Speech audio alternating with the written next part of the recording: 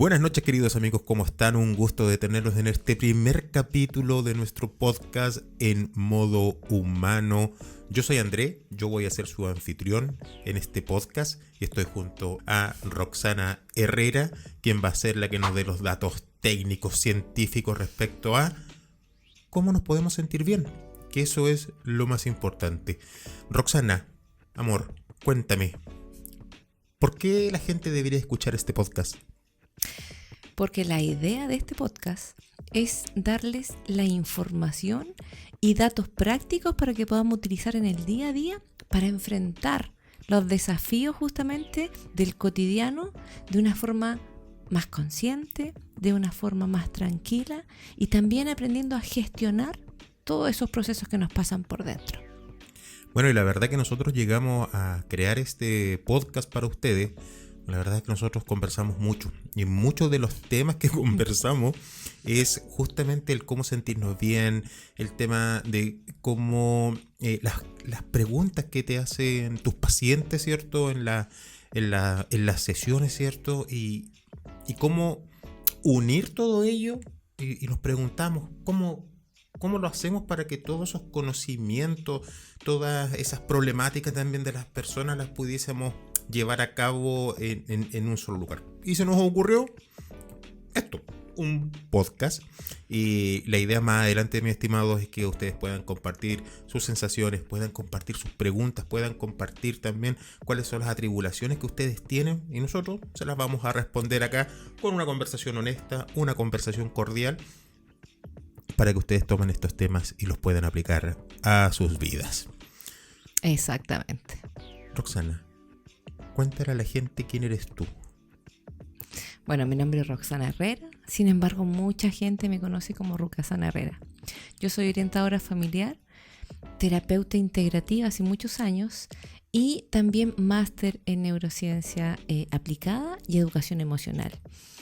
Y el camino que he recorrido me ha llevado finalmente a ir conociendo día a día cuáles son las problemáticas de la gente, cuáles son las situaciones que tienen que atravesar a diario. Y teniendo en cuenta todo lo aprendido y todo lo vivido también, tratar de dar lo más cercano posible a la gente soluciones y respuestas. Porque cuando nosotros comenzamos a comprender lo que nos pasa, eso obviamente nos disminuye el estrés. Sí. Bueno, y ustedes se preguntarán, queridos amigos, ¿por qué esto se llama en modo humano? Y la verdad es que es justamente eso, porque cada día a día, nosotros andamos en un modo automático y pensamos que la vida es así como deben pasar las cosas, y la verdad es que no, pues, hay cosas que hacer, hay cosas diferentes, situaciones distintas de las que nosotros tenemos que ayudarnos, ¿cierto?, a entrenar nuestro cerebro, que ahí está la clave de todo. Y por eso en la intro de este podcast ustedes ven ahí un pequeño switch que aparece ahí y se convierte en un corazón y va en modo humano, un poco para sacarnos de ese modo automático del día a día que nos tiene tan estresados. Y a propósito de estrés, Entremos en materia. Entremos en materia.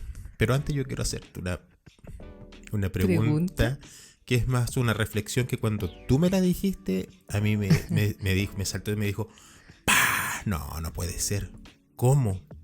Y esa frase que me dijiste, creo que me cambió el modo de ver todo este tema. Porque me dijiste, el cerebro está hecho para sobrevivir, no para hacernos felices. Y exactamente.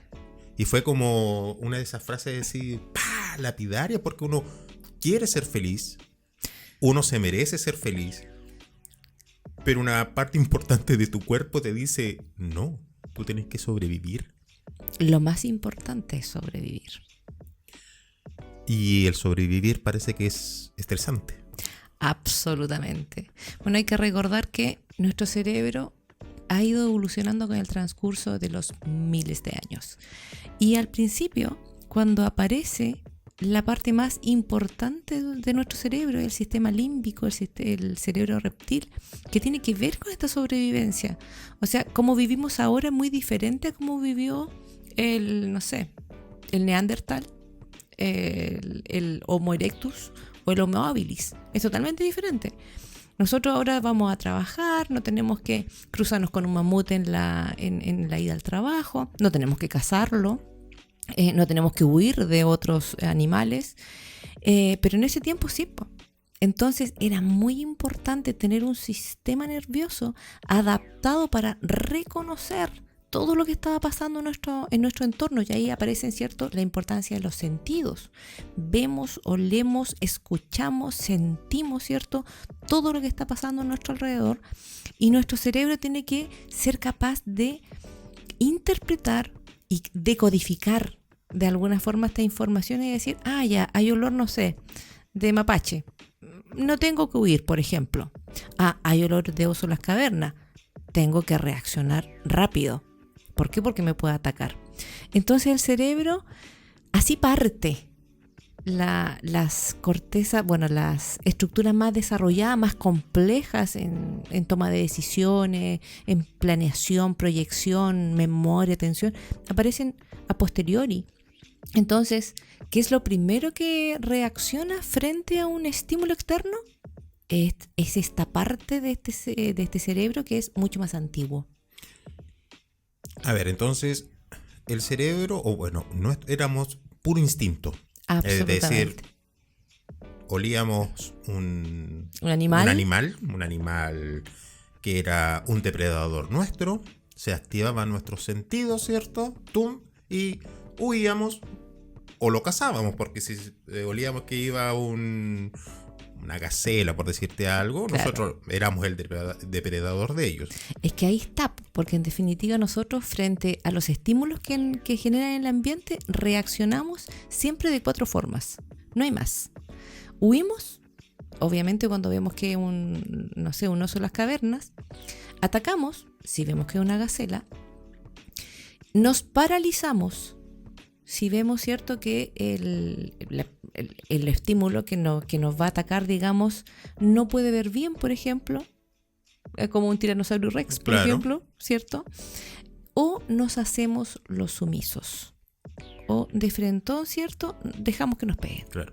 Esas eran las 4. Son las 4. Son las 4. Son los 4 hasta ahora. Es decir, no han evolucionado en cuanto a 300.000 años. 300.000 años. En 300.000 años, esas 4 formas siguen estando hasta el momento presentes. Pero las amenazas son las que han cambiado. Porque ahora no nos cazan. Claro. O nosotros tampoco cazamos. Con suerte vamos al supermercado. Pero el estrés sigue estando. Exacto. ¿Y cuándo el estrés se volvió malo? Porque obviamente, por lo que tú me dices, el estrés nos sirve para estar atentos. Obviamente, para sobrevivir. Teníamos que cazar para comer. Teníamos que huir para seguir viviendo. Vivos. Exactamente. Pero eso ya pasó, 300.000 años. Estamos acá en una sociedad donde tenemos la comida aquí en la esquina, el trabajo a un par de cuadras, etcétera, etcétera. ¿Por qué el estrés se mantiene? Es que lo que pasa es que en ese momento el estrés nos ayudaba a sobrevivir. Entonces, yo, no sé, estaba frente al oso de las cavernas, huía, llegaba a la cueva, me relajaba. ¿Ok? Y después yo estaba en relajo ahí hasta el otro día o hasta la próxima salida, donde de nuevo tenía que estar atento. Tenía momentos de calma. Y el cuerpo está hecho para eso, para generar un estrés. No sé, yo cruzo en la calle y casi me atropellan, ¡pum! Mi sistema se dispara, ¿cierto? Me hace o paralizarme frente al automóvil o huir, ¿cierto? Pero en definitiva la descarga de adrenalina, ¡pum!, es brutal, me moviliza. Cruzo rápidamente la calle. Sin embargo, después mi sistema nervioso debería ser capaz de yo seguir caminando por la calle y decir, chuta, casi me atropellaron, pero estoy viva. Entonces, regular mi sistema nervioso, porque el sistema nervioso autónomo está dividido en 2. El simpático, que es el que nos dice huye, huye, huye, y el parasimpático, que se activa cuando nosotros nos relajamos. Entonces, el simpático... El sistema bueno. Por decirlo, el simpático que no es tan simpático. El simpático que no es tan simpático. Sin embargo, el simpático está demasiado activo. Entonces, el simpático debería funcionar solamente en esas situaciones. ¡Pum! se activa y después debería el parasimpático tomar el control y yo poder relajarme y desestresarme. Sin embargo, ahora, en este momento, nunca habían habido tantos estímulos y tantas expectativas de cómo debe ser la vida. Ya, porque ya señalamos, ¿cierto? Ya no oímos de mamut, no tenemos tigre diente de sable, no tenemos que cazar para comer, para vivir, ¿cierto? Pero esos peligros eran reales. Uh-huh. Es decir, el diente de sable nos agarraba y ¡pum! Te morías ahí. Ahora, ¿desde cuándo se sabe más o menos?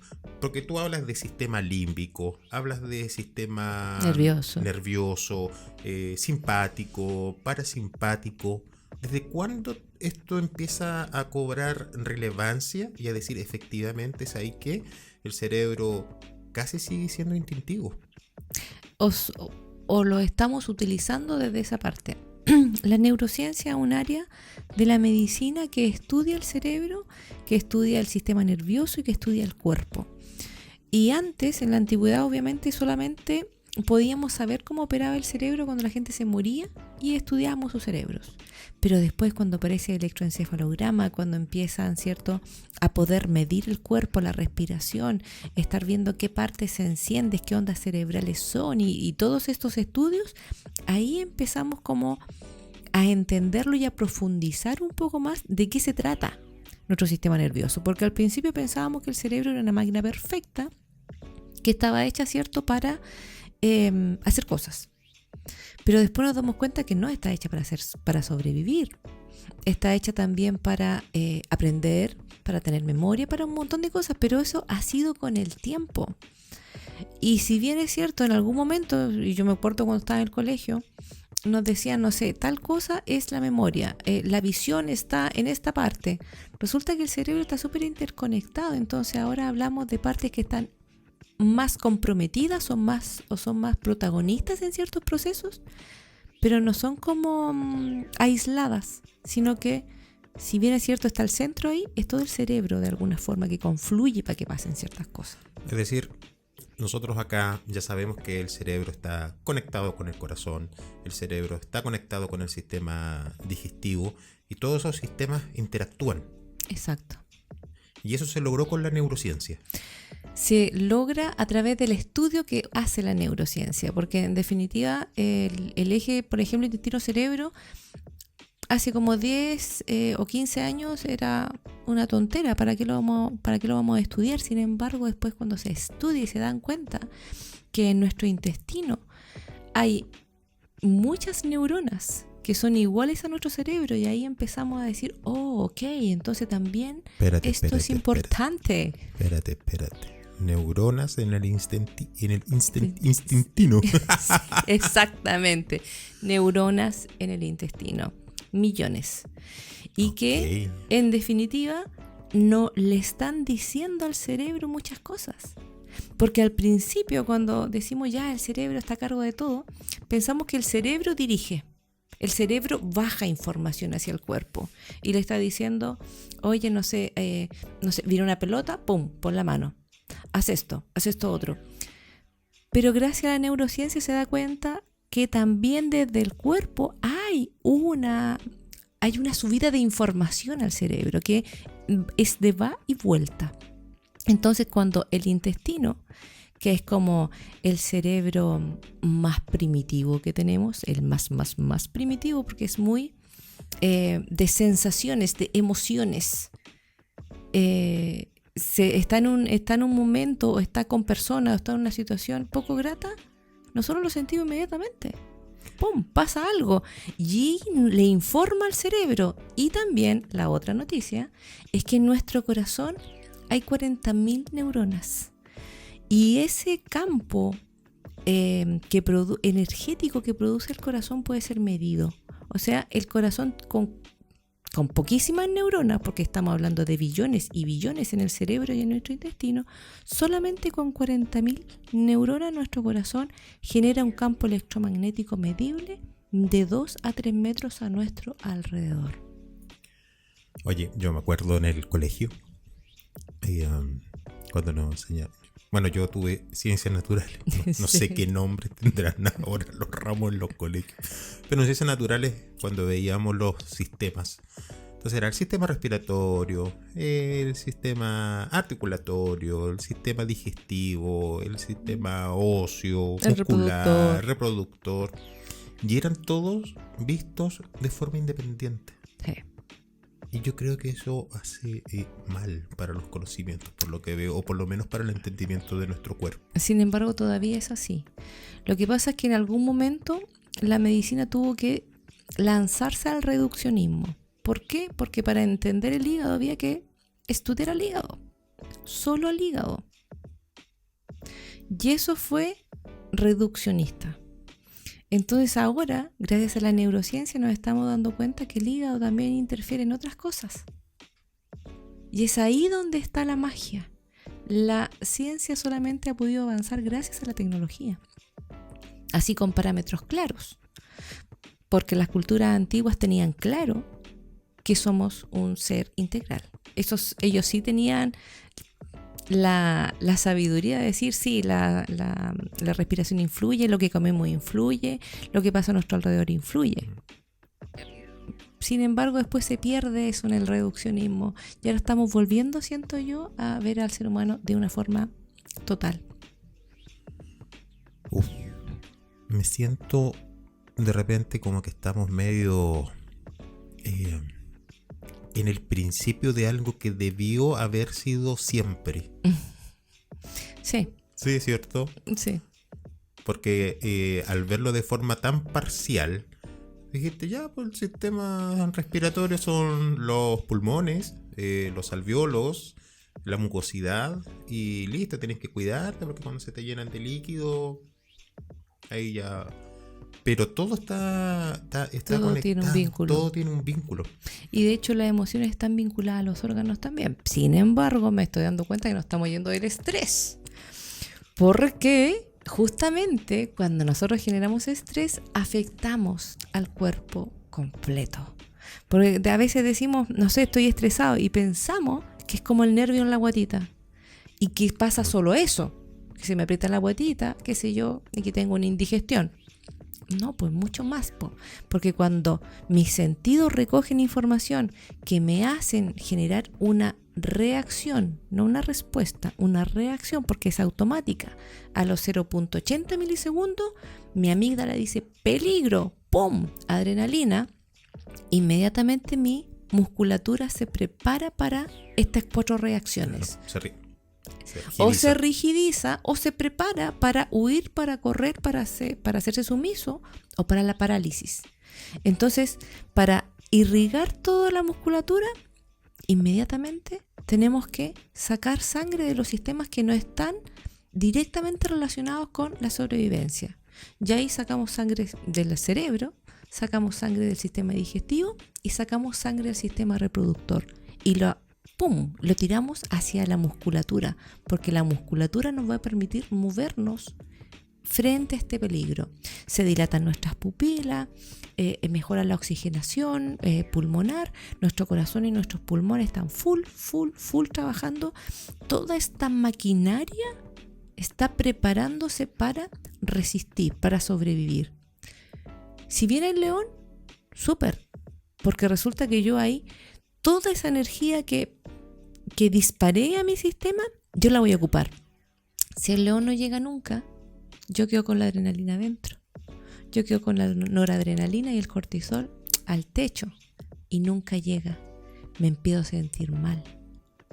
Mi cuerpo se demora en regresar al estado natural. De hecho, cuando las personas se enojan, se demoran de 5 a 6 horas en bajar su nivel de adrenalina de nuevo. Entonces no es broma. Entonces imagínate en un mundo donde el león no llega nunca, donde el león es una llamada, es una prueba, es un examen, es una entrevista de trabajo, es, no sé, ir a hablar con una persona que me disgusta. Nunca pasa. Entonces nuestro cuerpo permanentemente está con ese estrés. Un león permanente. Es un león permanente. Y a eso súmale que, si bien es cierto, pueden pasar cosas a mi alrededor que efectivamente me generan estrés, eso súmele que la mente, cuando yo recuerdo un evento estresante, me estreso de nuevo.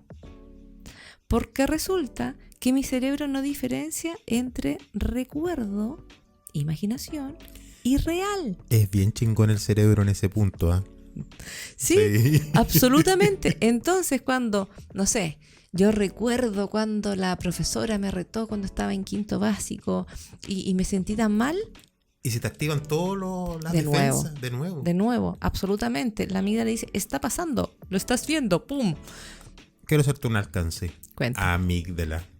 Término amígdala. En mi ignorancia, antes de conocerte, las amígdalas para mí eran las glándulas que teníamos acá. La que se inflamaban las cuando que no se está inflaman, resfriado. Exactamente. Pero acá la amígdala, hay más amígdalas en el cerebro, en el cuerpo. Sí. Amígdala se le llama a cualquier estructura que tenga forma de almendra. Perfecto. ¿Ok? Entonces, claro, las más conocidas son las que se inflaman y con el frío, ¿cierto? Aparece La amigdalitis purulenta, qué sé yo, exactamente. qué sé yo. Que sufro harto yo de eso. Sin embargo, en el cerebro también tenemos amígdalas y son las amígdalas cerebrales que están como en el centro, adentro de nuestra cabecita. Y las amígdalas son unas estructuras que tienen el tamaño de una almendra que todos los sentidos llegan allí. Todos como los sentidos, ¿dónde llevan la información? Primero, a la amígdala. 0.80 milisegundos, eso es clave. 0.80 milisegundos se demora en llegar esa información a la amígdala. Y la amígdala ahí, como está encargada de decir esto es peligroso, no es peligroso, esto es peligroso, no es peligroso, aquí yo reacciono, aquí yo no hago nada, aquí yo reacciono, aquí no hago nada. Efectivamente, cuando viene el león, ¡pum!, descarga adrenalina. Cuando el auto se me viene encima, ¡pum!, descarga adrenalina. Cuando veo a mi jefe que me reta siempre, ¡pum!, descarga adrenalina. ¿Cuál es el problema? Que cuando yo estoy en un estrés continuado, o mejor dicho, distrés, porque el estrés es el evento de sobrevivir. Viene el auto, yo me estreso, después me desestreso. Súper. Pero cuando yo estoy con un estrés permanente, eso se llama distrés. ¿Ok? Entonces cuando yo estoy en un distrés, mi amígdala se empieza a atrofiar y se empieza a hacer más grande como una nuez. Por lo tanto, y mire que lo que aprendemos hoy día, el estrés no es malo. No, pues nos ha hecho sobrevivir durante 300.000 años, efectivamente. Entonces cuando hablamos de que estamos estresados, andamos estresados, esta sociedad está estresada, no, ese es lo normal. Claro. Lo malo, lo que provoca malestares y todo es el distrés, que es este estrés permanente. Crónico. Es decir, nunca el león se va de nuestra cabeza. Exacto. Siempre estamos ahí esperando a que el león nos aceche. Y eso puede ser la llama telefónica, Cualquier cosa. el día lunes. Claro, cualquier Claro. cosa que para mí me genere una reacción complicada. Puede ser una persona. Puede ser una tarea. Puede ser un viaje. Puede salir a tomar el bus. Ir a un lugar público. Hablar en público. Puede ser cualquier cosa. De hecho, el cerebro se estresa, de hecho, por todo, chiquillo. Entonces, si yo, no sé, me dicen cierra los ojos y yo los cierro muy rápido, el cerebro se estresa. Si yo fijo la mirada muy rápido, el cerebro se estresa. Si yo tengo sed, Qué delicado. se estresa. Si yo tengo hambre, se estresa. Si yo, Sí, eso es verdad, doy fe de si eso. yo quiero ir al baño y no voy, me estreso. Entonces, hay estreses que no pasa nada, Claro. por así decirlo, pero cuando estamos en un periodo complejo de la vida, todo es más terrible. Y es muy complejo, pero una de las cosas que hace el estrés a nosotros es hacernos más sensibles al estrés. Entonces, mientras más estrés, yo cada vez reacciono más automático y más a la defensiva. Claro. Oye, una de las cosas que también me sorprendió, porque siempre hablamos de, estrés, que ya sabemos que es distrés. Uno piensa que es, pensamientos. Es que no es físico. Y no, tú me explicabas que la amígdala, que era del tamaño de una almendra, cuando el estrés es permanente o este distrés, esto se va atrofiando y se va agrandando físicamente. Sí. En el cerebro se va agrandando. Ujú. Hasta el porte de una nuez, media nuez. Es un cambio para el tamaño del cerebro, un cambio drástico. Es brutal, entonces nos hacemos más sensibles. Entonces, no sé, yo muevo rápido la mano y tú inmediatamente te preparas para el golpe. Claro. O veo un auto frenar a lo lejos y yo freno muy anticipadamente, porque yo me estoy preparando, yo ya estoy entrenada. Y como decíamos, los eventos cotidianos nos estresan, pero también nuestros pensamientos. Y ahí hay unos datitos que me gustaría compartir con ustedes porque yo creo que son súper buenos. Primero, tenemos entre 60.000 y 70.000 pensamientos a diario. Eso es mucho. Muchísimo. Y ahí es cuando divaga la mente. De esos pensamientos que tenemos, entre el 70 y el 80% se repiten todos los días. Ok. O sea, pensamos todos los días lo mismo. Entonces también ahí hay que revisar qué estamos pensando todos los días. No hay segundo que el cerebro no deje de funcionar. No, el sistema reticular por defecto lo asegura. La divagación es parte del trabajo del cerebro y una de las cosas que más lo estresa. Fíjate tú, el 80% de lo que pensamos es negativo. Ah, bacán. Entonces también ahí, por eso es que es tan importante observar qué es lo que estamos pensando, observarlo. Eso se llama metacognición y eso hace maravillas también en nuestro cerebro. Nos invita a ser observadores de nosotros. Y por otro lado, del 100% de las preocupaciones que nos acometen todos los días, el 91.4% nunca pasa. Por lo tanto, nos estamos desgastando un 91.4% más de lo que deberíamos. Porque nunca hay escenarios que nosotros nos creamos en la mente que nunca suceden. Y por otro lado, cuando recordamos un evento estresante, nuestro cerebro reacciona como si fuera real. Porque el cerebro no distingue que es un recuerdo o es real. Y eso lo podemos utilizar para lo negativo, por decirlo de alguna forma, para estresarnos, o también para desestresarnos.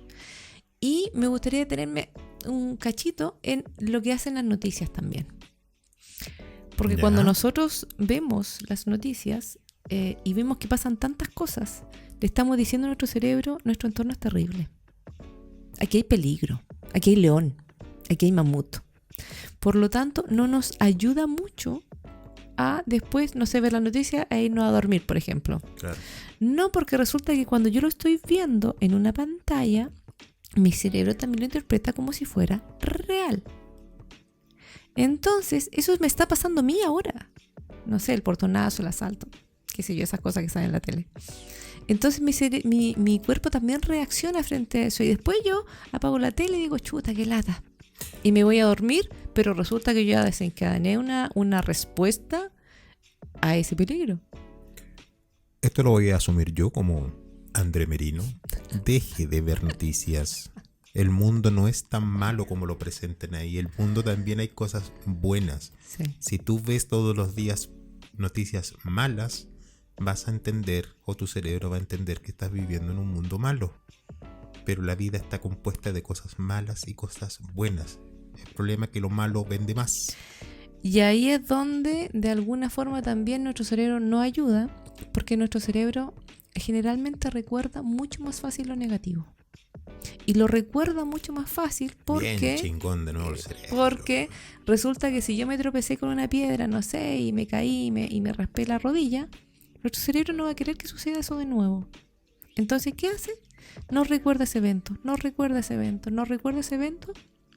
para que nosotros no volvamos a tropezar con la piedra. Y cuando recordamos algo positivo, nosotros tenemos que hacer un esfuerzo consciente. El pensamiento positivo no surge por sí solo. El negativo, el que surge por sí solo. Más fácil. Exactamente. El positivo tenemos que buscarlo, tenemos que encontrarlo, tenemos que generarlo, tenemos que decir, oh, me acuerdo cuando lo pasé tan bien. Pero ese pensamiento no va a salir, ¡pum!, solo. No va a salir, no va a saltar como un conejo como lo hace el negativo. El negativo. Que lata que lo positivo sea más más difícil, que tengamos que hacer un esfuerzo un poco mayor de repente cuando estamos viendo tanta noticia mala y decir, no, oye, sabes que yo estoy viviendo tengo un mundo lindo, hay un mundo donde tenemos paisajes bonitos, hay personas buenas, hay personas que hacen muchas cosas por el mundo, que ayudan a mucha gente, pero que no salen en la tele o en los medios sociales. Es que la buena noticia no va a vender. No va a vender porque resulta que la mala noticia es la que, morbo, claro. es la que vende, porque en definitiva también eso le hace cosas a nuestro cerebro. Entonces, de alguna forma, yo siempre estoy evaluando mi entorno y evaluándome cómo yo estoy. Entonces, cuando a veces escucho una noticia mala, también digo, chuta, esto no me ha pasado, yo estoy mejor. Y eso me calma un poco.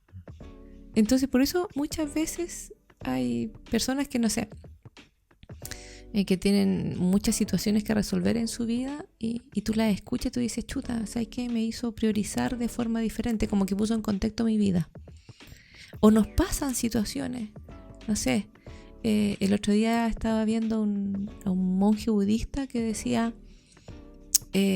cuando tú te enfermas, solamente tienes un problema. Sacaban todo el resto de los problemas.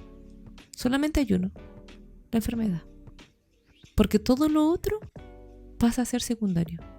Y efectivamente, cuando nosotros nos enfrentamos a una enfermedad que es compleja, todo el resto deja de tener importancia. Bueno, es que es ahí que nosotros tenemos de repente dichos así. Por ejemplo, la prioridad es la salud.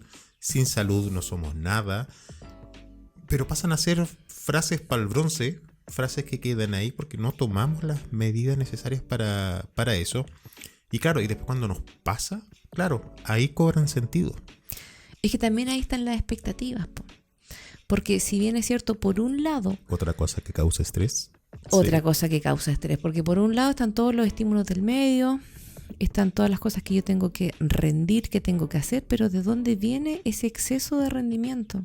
De las expectativas que están puestas en mí, de las redes que nos dicen hay que ser exitoso, hay que viajar por el mundo, hay que tener una pareja feliz, hay que tener, no sé, hijos, o hay que tener hijos, pero hay un montón de cosas que nosotros deberíamos hacer en la vida. Y si no las estamos haciendo, estamos fallando, de alguna forma. Entonces, imagínate, estamos buscando el león permanente y estamos viendo en las redes que todo lo están pasando súper bien, que no sé, que la gente se casa, que la gente tiene hijos, que la gente se compra una casa, que está de viaje en Europa, que sé yo. Y yo digo, chuta, a mí no me está pasando nada de eso. Entonces, aunque no lo queramos, eso también nos hace cuestionarnos. Y cuando nos cuestionamos, también nos estresamos, po. Pero, bueno, de nuevo me hago cargo. La vida en las redes sociales no es la vida, estimados. Sin embargo, nosotros podemos entenderlo porque nosotros venimos de una generación que jugó en la calle. Entonces nosotros sabemos cuál es la vida real. No si ensuciamos las rodillitas jugando a la bolita o nos cortamos el dedo con el volantín. Nosotros sabemos cómo manejar el trompo, claro, por decirlo de alguna forma. Nosotros fuimos, yo creo que la última generación que hizo eso. Después ya no pasó. Entonces hay muchas personas que solamente tienen el celular para comunicarse y para ver los el mundo. nativos digitales. Exactamente. Los que no vivieron el mundo análogo. Oye, y eso da para otro capítulo entero. Pero me saltó la duda. Nuestros padres. Ajá. ¿Por qué nuestros padres tienen ese modo desestresado? Y nosotros ahora, en esta vida digitalizada, parece que tuviéramos todos los males del mundo. ¿Qué hacían de diferente los viejos que parece que no se estresan con nada? Parece que no se estresan con nada. Claro. Porque ahí nos encontramos con una generación que obviamente sus emociones no les daban ni una bola. La desconexión emocional era brutal. Pregúntale a tu papá si dónde le duele o si tiene alguna pena o alguna rabia. Nada. No. ¿Todo bien? Bueno, tú le preguntas a mi padre, bien. ¿Todo bien? Todo bien. Claro, estoy jodido, pero todo bien. Pero todo bien. Entonces, ellos fueron la generación silenciosa. La generación que nadie escuchó. Entonces, ¿para qué van a decir que iba a estar algo mal si nadie lo iba a escuchar? Claro. Por un lado. Y por el otro lado, ellos tenían cosas que nosotros no tenemos ahora. La conexión con la naturaleza. Ahora se sabe que si yo me siento y miro el horizonte y veo en perspectiva, mi cerebro se desestresa.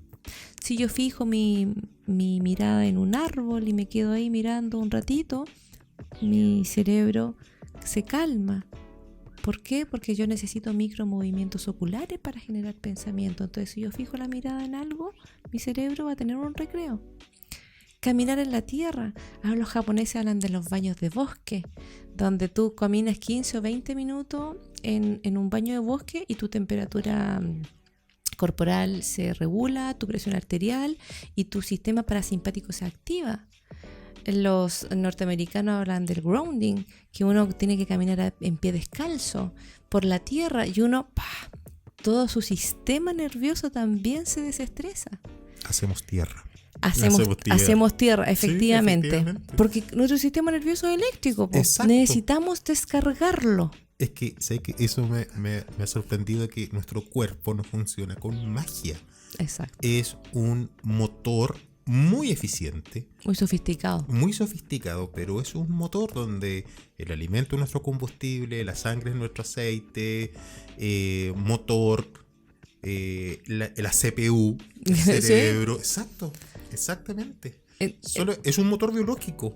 Sí. Y no funciona con magia, todo funciona con energía. Y aunque parezca esotérico somos energía. Somos un ser electromagnético. Justamente. Medible. Entonces, cuando nosotros hacemos tierra, nos descargamos. Entonces, ¿qué tenían nuestros viejos? Tenían el asunto del campo. Tenían el asunto de plantar la semilla. Tenían el asunto, ¿cierto?, de continuar un proceso. Estaban súper conectados con los ciclos de la vida. La primavera, el verano, la cosecha, la siembra. Ellos estaban conectados y estaban también conectados con los ciclos lunares. Entonces ellos sabían cuándo había que podar, cuándo no había que podar la cosa, cuándo había que plantar la semilla, cuándo había que cosechar. ¿Por qué? Porque la naturaleza le estaba diciendo lo que tenía que pasar. Nosotros nos desconectamos de eso y la naturaleza per se nos calma. O sea, yo vivo en un departamento, tengo una plantita en la terraza, yo solamente al observarla ya me calma. Me calma porque estoy viendo algo natural. O sea, mi cerebro está hecho para ver cosas naturales. Si yo me detengo y veo pajaritos, no sé, que están comiéndose unas palomitas, están qué sé yo, mi cerebro está meditando en ese momento. Está presente. Porque a eso es lo único que nuestro cerebro desestresa es la presencia.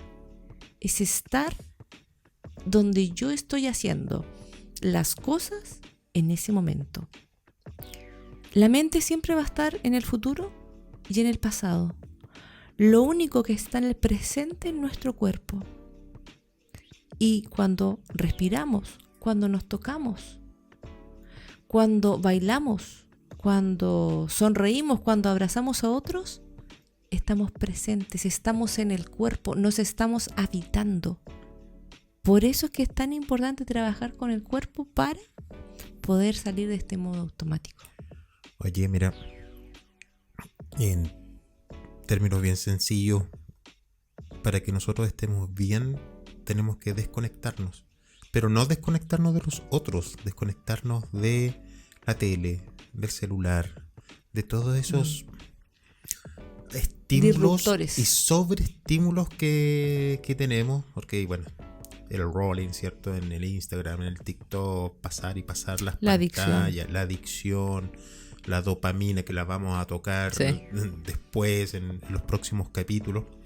Pero bueno, la invitación, amigos, es a desconectarse un rato, sentir, abrazar a tu gente, ver, contemplar, observar, darse unos minutitos para que estos 60, 70 mil pensamientos no sean 80% malos, porque la verdad es que Es un poco pesimista. Sí, es un poco pesimista ese dato, pero es un dato, pues no podemos hacer nada con eso. No se puede modificar. No se puede modificar. Ahora, sí, efectivamente, o sea, cuando nosotros nacemos nos venimos con un paquete de instrucciones. Hemos hecho lo mejor posible. Aparte de eso, nuestras familias, ¿cierto?, nos forman de determinada manera que repetimos patrones. El transgeneracional de nuestra familia también se repite en nosotros. Entonces, nosotros tenemos que hacer un trabajo consciente en nosotros para querer estar mejor. Y esa es la invitación. Cuando yo le digo a mis pacientes, entonces comencemos a respirar, comencemos a meditar. Dese un momento para mirar por la ventana y detener su mirada en algo que a usted le llame la atención. La gente no puede creer que es eso lo que lo puede desestresar. ¿Por qué? Porque es gratis, porque es fácil, porque está a la mano. Entonces mucha gente dice que yo no tengo tiempo para meditar.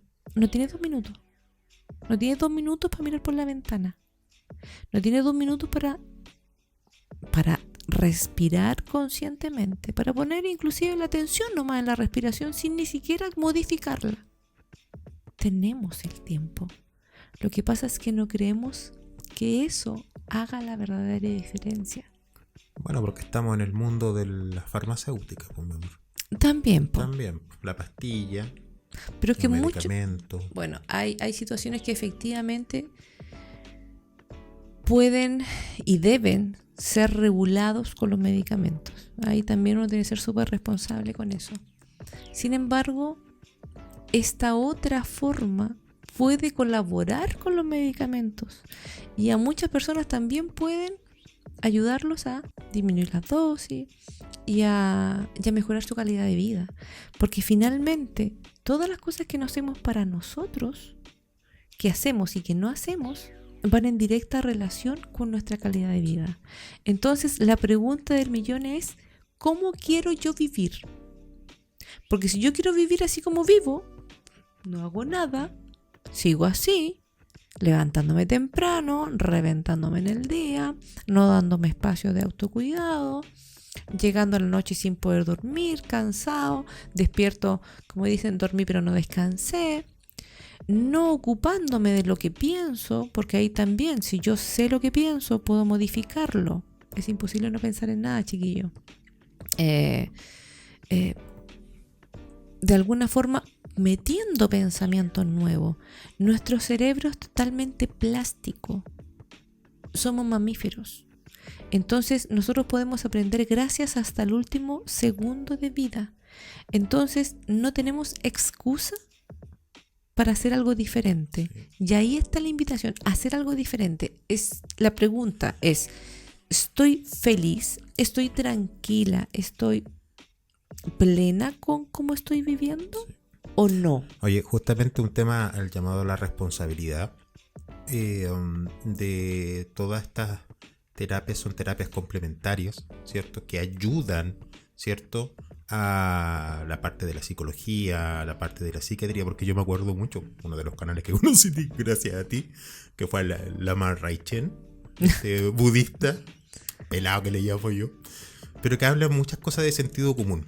Entonces le preguntaban si estas meditaciones, estas técnicas, todo lo que hace él, van aparte del sistema tradicional de medicina. Él decía, no. Uno tiene que ser lo suficientemente responsable para seguir su tratamiento médico, psiquiatra, psicólogo, terapias, y complementarlas con esto, porque somos seres integrales que necesitamos de todo. Lo que pasa es que nos vamos a los extremos de repente. Sí. O nos vamos a uno, o nos vamos al otro. Y no, se pueden convivir todas las técnicas conviven, exactamente. Ahora, lo que tú tocaste ahora de la meditación al mindfulness es muy importante, porque el mindfulness ha sido ampliamente investigado. Y hoy día se sabe que meditando 25, 30, 40 minutos diarios durante 60 días, yo puedo achicar mi amígdala. Entonces, del tamaño de una nuez que está hipertrofiada, la puedo achicar a su tamaño normal y engrueso mi corteza prefrontal. Y la corteza prefrontal es la que le pone el freno a la amígdala. Entonces, la reacción llega a la amígdala, 0.80 milisegundos, ¡pum! Yo me estoy imaginando el tigre, el escenario más catastrófico, y después esa información sí o sí llega a la corteza prefrontal a los 150 milisegundos. Y cuando yo tengo una corteza prefrontal robusta, mi corteza prefrontal dice, no, momento, no es tigre, es solo un gato. Así es que dejemos aquí la respuesta de huida, de ataque, de parálisis o de sumisión, porque no, esto no va, es solo un gato, atento, es solo un gato, ¿ok? Y el mindfulness y la meditación hace eso, o sea, es capaz de achicar nuestra amígdala y engrosar nuestra corteza prefrontal. Una corteza prefrontal fortalecida es capaz de planificar, resolver conflictos, tomar decisiones, mejorar la memoria del trabajo, la atención la tengo gracias a esto. Entonces, está a cargo de un montón de funciones ejecutivas superiores. Oye, disculpa, pero es bueno saber eso, que la amígdala no es que se inflame y se desinflame con así un de la estímulo, nada. así de la nada. No. Hay que trabajarla. Hay que trabajarla. Y de hecho, si se inflama queda así, en términos salvo estrictos. que te fueras a vivir al bosque y ya no hubiera más estímulo y estuvieras ahí haciendo contacto con la naturaleza a diario. Claro. Pero como eso generalmente no sucede, hay que trabajarla. Y la meditación es una excelente forma. Después de eso, después de los 60 días, mi amígdala vuelve a la normalidad. Yo debo seguir. Si yo dejo de meditar 3 o 4 meses, mi amígdala de nuevo se va a muscular. Exactamente. Entonces es un trabajo permanente nuestro bienestar.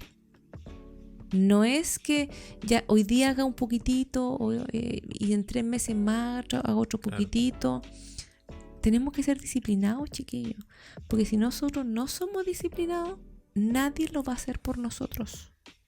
Nadie va a venir con algo mágico a decir ya, usted se va a sentir mejor con esto.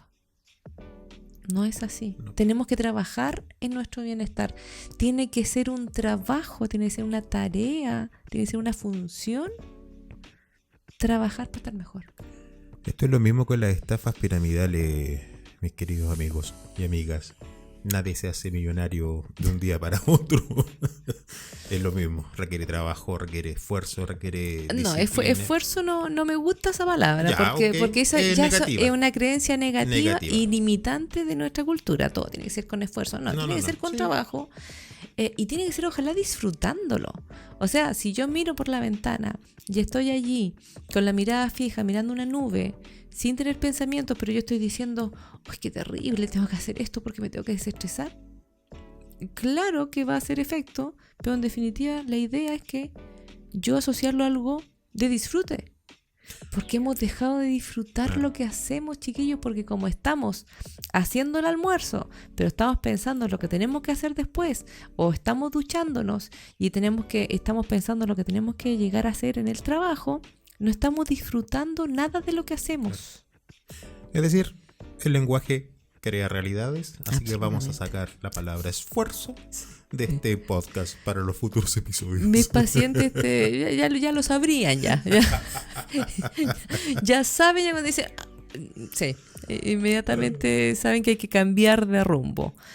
Entonces está la posibilidad de vivir mejor. Hay esperanza. Cuidar nuestros pensamientos. Entender que no, lo que vivimos no es gratis. Lo que pensamos nos afecta. Cómo respiramos nos afecta. Cómo comemos nos afecta. Porque muchas veces de repente, no sé, cuando vamos al médico nos dicen ya que hay que comer saludable y empezamos a comer esto, lo otro, súper sanito y todo el cuento. Y vemos noticias todo el día. No cuidamos lo que pensamos. Cuando lleguemos al capítulo de alimentación, puede que yo no esté. Ahí vamos a tener una fuerte discusión. No, pero... Sí, ya. Roxana Herrera. Rucasana Herrera. Amor mío, Llevamos en este preciso momento 50 minutos de podcast. Me encanta. ¿Qué tenemos para nuestra audiencia? Bueno, me gustaría terminar con algo sencillo, porque en definitiva de cosas sencillas está hecha la vida que nosotros queremos vivir. Todo lo otro, lo complejo de la vida, es porque nuestra mente lo quiere hacer complejo. Pero vivir debería ser un disfrute, a pesar de nuestro cerebro que nos quiere hacer solo sobrevivir.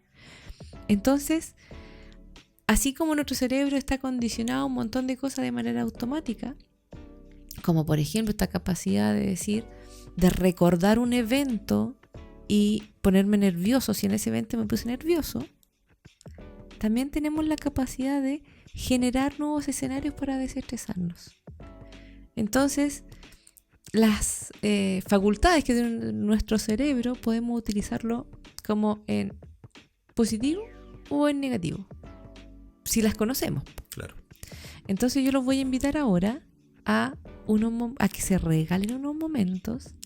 Los invito a acomodarse, a sentarse lo más cómodamente posibles, a cerrar sus ojos y solamente escuchen mi voz.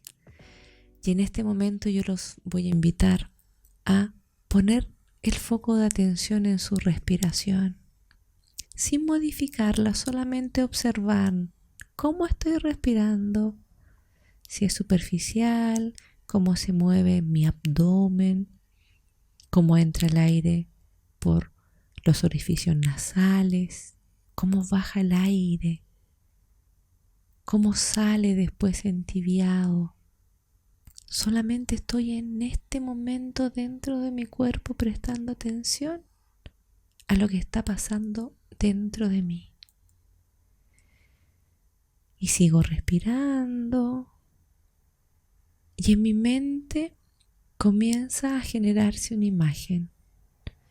Quiero que nos vayamos a un lugar donde ustedes hayan disfrutado. Un bosque, una playa, un lugar, una casa. Donde sea que ustedes hayan tenido un momento de paz.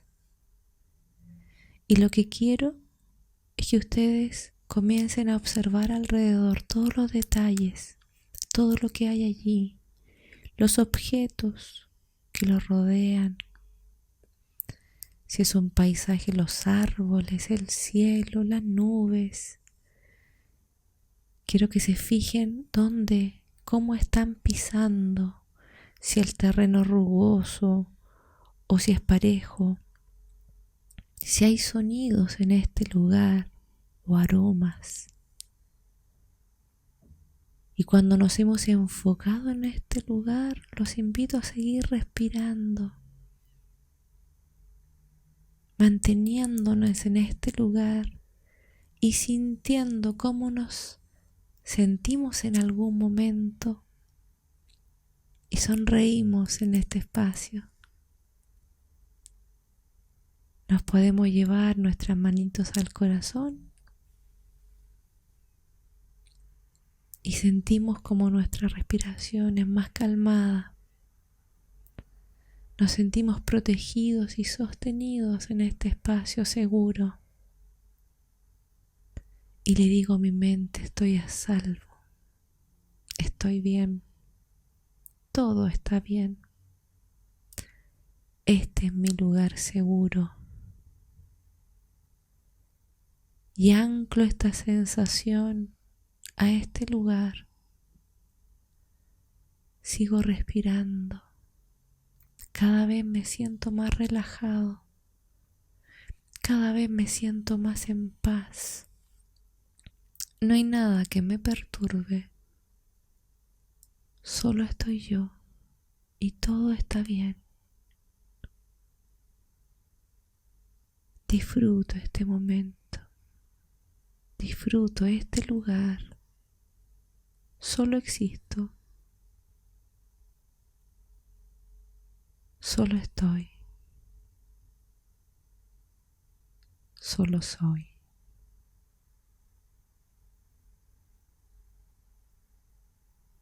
Y con conciencia agradeciendo la posibilidad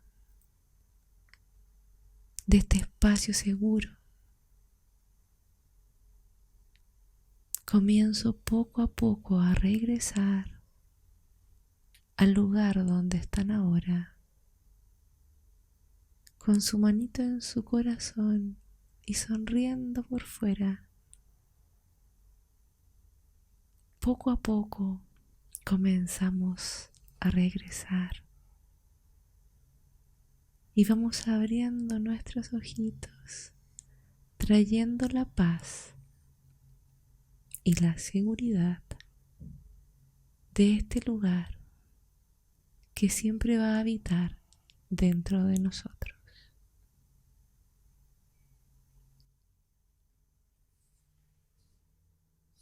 Vas a tener que terminar el programa tú. Estoy en otra. Hay que disfrutar de esos momentos. Exactamente. Y cuesta nada. Perdón, sí cuesta. Un like, comparte y suscríbete a nuestro canal para más momentos como este. Damos por finalizado el Primer capítulo.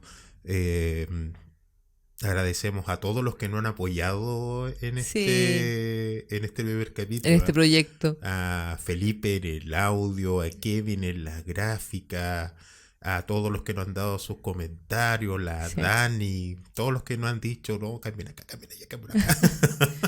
Sí, es posible. Es posible, Así que bueno, terminando este capítulo, yo me quedo con el corazón tranquilo y contento y espero que ustedes también. Y un adelanto, pero un adelanto solamente así como un extra. El próximo capítulo nos vamos a enfocar en la respiración, chiquillos. En qué es lo que pasa con nosotros, cómo nos sirve y poquito a poquito vamos a comenzar a aprender a respirar. Así que el otro capítulo se nos viene con todo. Un gusto, mis estimados, y nos vemos en el próximo capítulo. Chao, chao.